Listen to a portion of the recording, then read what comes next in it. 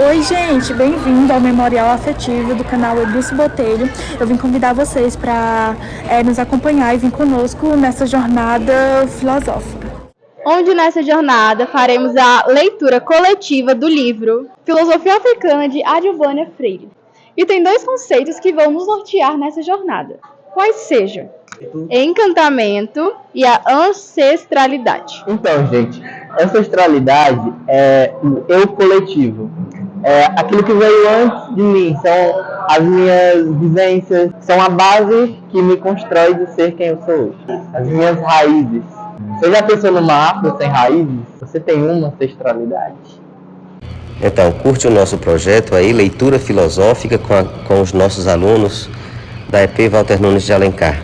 Com certeza você vai gostar. Se você curte esse tema, filosofia, ancestralidade, encantamento, memória afetiva, todo esse resgate dos valores da riqueza filosófica, mitológica, dos temas de origem africana, latino-americana também, você vai se identificar, ok? Encantamento, né? A gente sabe desde os gregos que a filosofia começa com o espanto, o encantamento, aquela capacidade que o ser humano tem de enxergar a realidade da vida para além do óbvio.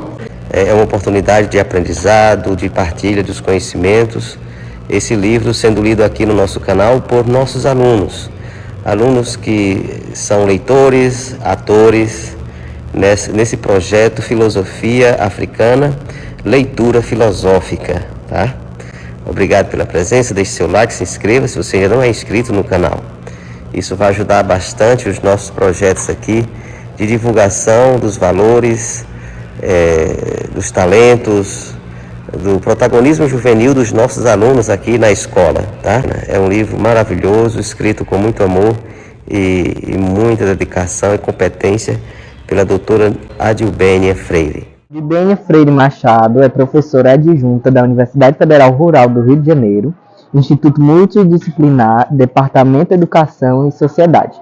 Doutorado em Educação pela Universidade Federal do Ceará, licenciatura plena em Filosofia, coordenadora do eixo Filosofia Africana e Diaspórica, membro dos grupos de pesquisa Núcleo das Africanidades Cearenses, Encantamento, Pedagogia, Ancestralidade, sócia fundadora e pesquisadora do grupo de pesquisa Rede Africanidades, tem experiência na área de filosofias africanas e educação, atuando principalmente nos seguintes temas: filosofia africana e afro-brasileiras, filosofias da ancestralidade e do encantamento.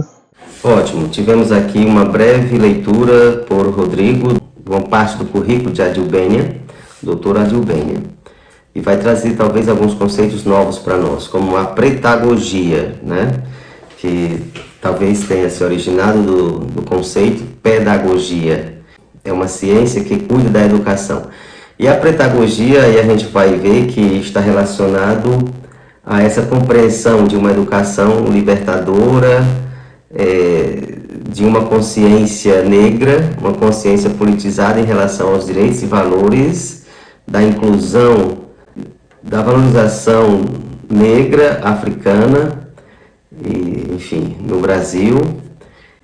Portanto, a pedagogia está acertada nos valores da consciência africana, que são aquilo que a gente já falou anteriormente: ancestralidade, encantamento. A ideia de encantamento, né, está dentro de uma compreensão de uma educação que liberta, que transforma e que gera essa consciência política em relação aos direitos de todos. Todos nós temos direitos, tá, e deveres, independente de cor, raça, classe social, etnia, né?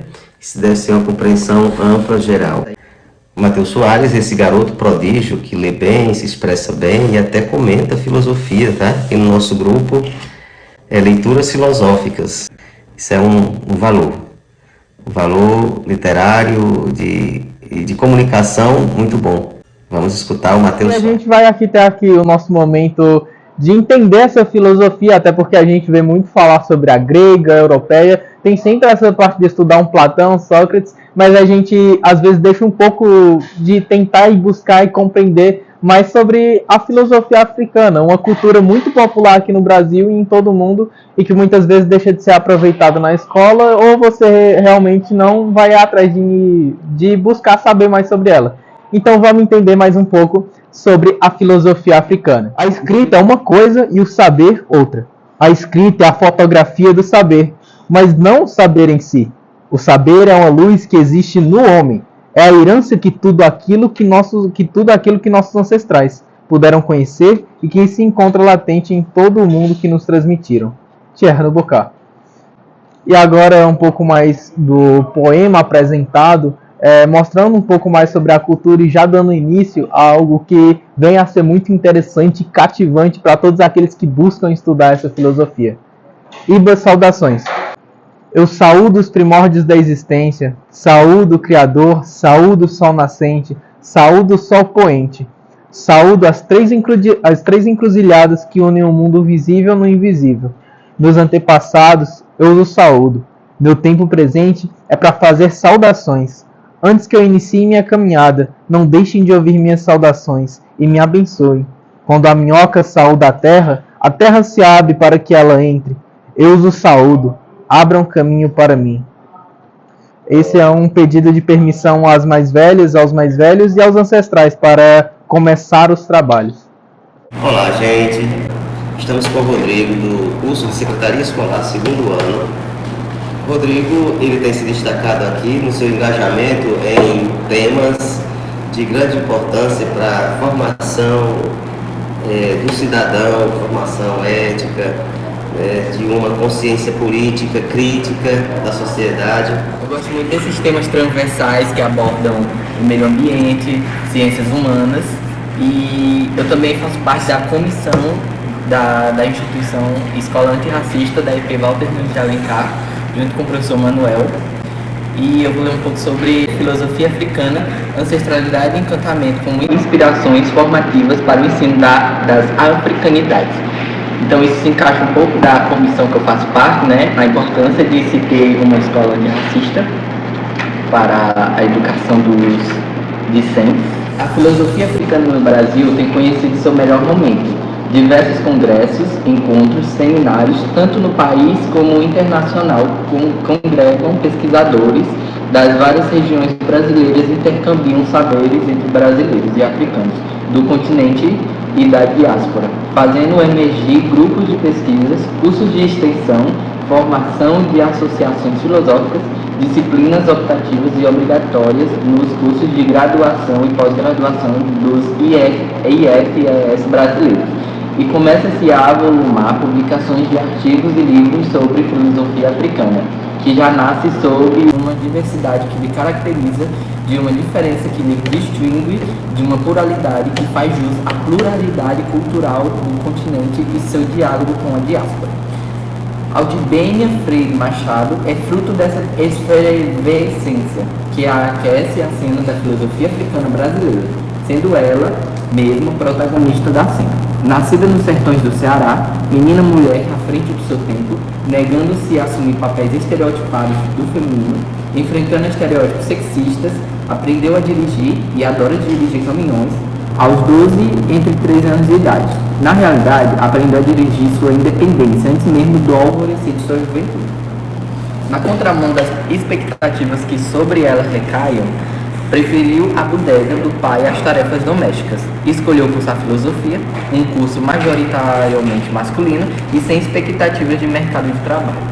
A cursar uma graduação que lhe conferisse grau de bacharel em Direito ou Medicina, envolta na complexidade de seus pensamentos já promissores na adolescência, a cearense optou pela profundidade, mergulhou fundo no açude agitado de sua subjetividade, fazendo da sensibilidade uma companheira permanente, alternadamente árida e bem-fazeja.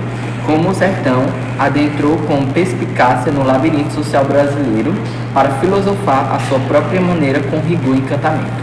Corajosa, desterritorializou-se do seu Ceará e foi viver uma aventura filosófica na capital baiana, onde mestrou-se educação como tema da filosofia africana, percorrendo o difícil caminho de sintetizar o pensamento africano atual através de suas correntes de pensamento e propor metodologias consequentes na forma com o conteúdo do pensamento africano e diaspórico. No Brasil, a filosofia africana encontra uma situação sui generis, ou seja, algo original que tem originalidade, pois para o nosso território convergem a produção filosófica do continente com uma diáspora hispano-americana. Diáspora é mais algo quando um povo é chutado com essas palavras, chutado ou arrebatado de suas terras, tornando-se um interlocutor privilegiado e a partir da multiplicidade que nos caracteriza e da consequente diversidade de produção. A Udilbênia congrega, por conta de sua competência, temas díspares, numa unidade filosófica. Relaciona-se com atores e atrizes diversos as da cena filosófica negro-africana no Brasil e com os filósofos do continente africano, relacionando filosofia com educação, currículo com metodologia, razão com sensibilidade. Chama a atenção para o estilo poético e vigoroso que povoa parte do texto de Adil, sem deixar o rigor acadêmico de lado. O que se lê nos seus escritos é uma poética do encantamento que lhe brota de vivências comunitárias e de suas aventuras filosóficas. No livro que o leitor tem nas mãos, observa-se linguadamente uma borboleta que saiu do casulo e arrisca-se seus primeiros voos de autoria. A estudante atenta e dedicada, convertendo-se em autora sensível e competente. Mas não se engane que esse é o traçado de um voo de uma pilota de primeira viagem. Esse é já um livro de teses seguras, consistentes, que espelham parte da riqueza da produção filosófica africana na cena brasileira e que anuncia o caminho promissor do pensamento da própria autora, que se inaugura na senda interdisciplinar, não limitando-se à filosofia de gabinete normalmente praticada nos departamentos de filosofia das universidades brasileiras, mas fazendo filosofia com o raiar da manhã e com as manhas de transversalizar o pensamento para onde ele necessita alcançar voo. Como livro de talento, a escrita de Udilbênia não contém tudo o que tem grafado no livro, pois a ousadia poética diz com a forma o que é impossível comunicar com o conteúdo. Dessa maneira, o código da mensagem é coberto com uma pluralidade de sentidos que leva o leitor a traçar seu próprio plano de voo referenciado pelo mapa generosamente oferecido pela filósofa cearense. Por fim, ressalto que essa obra de autoria é fruto de uma construção coletiva e colaborativa da cena da produção de conhecimento sobre filosofia africana do Brasil contemporânea. Dessa forma, Udilbênia Freire Machado é tanto aranha como teia, ou seja, é produto dessa rede de filosofia africana no Brasil, como também produtora de suas teias. O convite à leitura desse livro é a intimidade filosófica da autora, é um chamado para comprometer-se com uma educação de qualidade e de amplidão filosófica, que estabelece como marco da interpretação social e pedagógica a riquíssima trajetória de africanos no continente e na diáspora, que em tudo souberam produzir conhecimento e sabedoria com a marca indelével da ação comunitária, referenciada nos ancestrais, fonte de seus encantamentos permanentes. Ótimo. Estamos aqui com Jefferson, né? Aluno de Desenho da Construção Civil, terceiro ano, estagiário, certo? E nós, esse mês de novembro, e nesse mês de novembro nós estamos refletindo, junto aos alunos da EP Walter Nunes, temas relacionados à filosofia africana. Introdução. Tecendo a teia. O dia em que Anansi espalhou a sabedoria pelo mundo. Conta uma história africana que certa vez Kauki Anansi estava sentada a contemplar o sol, pensando em suas proezas, quando se sentiu extremamente vaidoso por ser tão inteligente. Sorrindo, falou para si mesmo: realmente, sou muito esperto. Não acredito que haja alguém mais inteligente do que eu. Mas, no mesmo instante, veio-lhe uma dúvida e Anansi ficou preocupado. É certo que eu sou inteligente, mas existem tantos povos diferentes. Eu posso não ser o mais sábio de todos. Pode haver alguém mais sábio do que eu. Isso o incomodou muito, e depois de refletir um pouco, Anansi teve uma ideia. Ah, grande Anansi, Só você mesmo para ter essa ideia. Já sei o que vou fazer, já sei, e concluiu satisfeito. Vou sair pelo mundo, pedindo um pouco de sabedoria a cada pessoa que encontrar pelo caminho. Colocou tudo dentro de uma grande cabeça, e então certamente eu serei o mais sábio de todos. Anansi dirigiu-se à floresta. Depois de encontrar uma grande cabaça, amarrou-a nas costas e iniciou sua viagem para coletar sabedoria. Ia de porta em porta, pedindo a todas as pessoas que lhe dessem um pouquinho de sabedoria. As pessoas riam de Anansi, mas como ela pedia sabedoria, acreditavam que era a mais tola das criaturas. E, com pena, cada um foi colocando um pouquinho de sua sabedoria na grande cabaça. Não demorou para que a cabaça de Anansi transbordasse de sabedoria. Ela estava tão cheia que não dava para colocar ali mais nenhum saber. Seguramente, agora sou o mais sábio do mundo, exclamou Anansi, mais satisfeito. Mas preciso encontrar um lugar para esconder toda a minha sabedoria, senão posso perdê-la. Ou alguém pode querer roubá-la. Olhando ao redor, vi uma árvore imensa, que parecia bater nas portas do céu. Muito satisfeito, falou: que sorte a minha! Vou esconder a sabedoria na copa desta árvore, e nunca terei de me preocupar com os ladrões que possam querer roubá-la de mim. Anansi tanto pode ser feminino como masculino, e possui vários nomes. Exemplo: no norte do Tago, com os povos Cabibes, ela é chamada de Andijui. Lá é masculino, é herói e pode possuir tantas as qualidades e defeitos, alternamente. Segundo os Adikras, significa sabedoria, esperteza, criatividade e a complexidade da vida. Filosofia africana, ancestralidade e encantamento como inspirações formativas para o ensino das africanidades. Anansi foi até a árvore para escalá-la. Tirou a grande cabaça das costas, pegou uma faixa de pano e amarrou-a na sua barriga, por imaginar que assim seria mais difícil a cabaça cair durante a escalada. Sem perder tempo, começou a escalar a árvore. Entretanto, a grande cabaça, completamente cheia de sabedoria, não permitia que ela subisse. Tentou e tentou inúmeras vezes, mas nada conseguiu. Naquele momento, apareceu o filho mais novo de Anansi. Vendo seu pai naquela luta para atingir a copa da árvore, aproximou-se e perguntou: meu pai, o que faz aí tentando subir nessa árvore? Anansi respondeu: eu vou tentar escalá-la, para guardar na sua copa esta grande cabaça, que está cheia de sabedoria. E seu filho falou: meu pai, não seria muito mais fácil se você amarrasse a cabaça nas costas em vez de amarrá-la na barriga?